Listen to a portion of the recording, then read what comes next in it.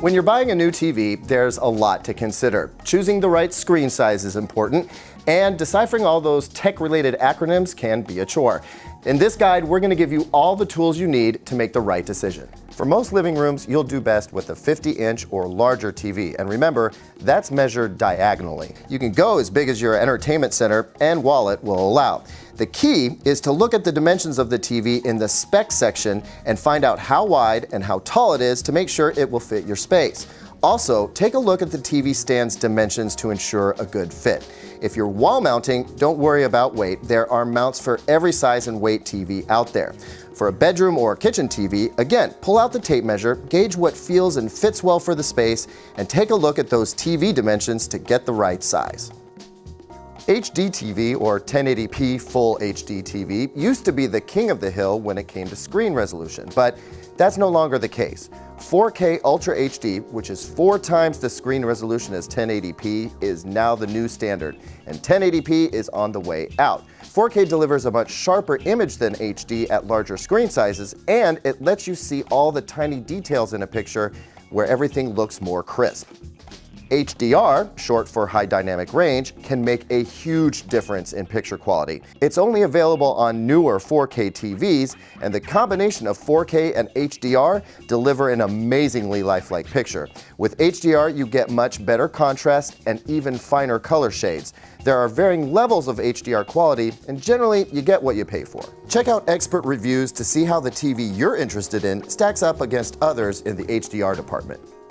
Smart TVs connect directly to the internet, either with Wi-Fi or Ethernet cable, and come with built-in streaming apps like Amazon Video, Netflix, Hulu, HBO Now, and more. You can watch shows and movies, plus play games and even surf the web on some smart TVs.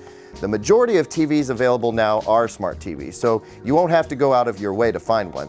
And one thing to keep in mind here, you can always upgrade any TV, smart or dumb, with a streaming stick or set-top box to get all of these smart TV features. Refresh rate is an indication of how smoothly a TV displays motion, and you'll want to look for what's called native refresh rate. Generally, you want a 120 Hz refresh rate if you can get it, though we have seen some excellent 60 Hz TVs out there too. Effective refresh rate is a term that's also used, but that refers to picture processing and rates higher than 120 Hz. We recommend ignoring both effective refresh rates and anything over 120 Hz. Here's the bottom line. There is no such thing as a 240 Hz TV. There's 60 Hz and 120 Hz, and that's it.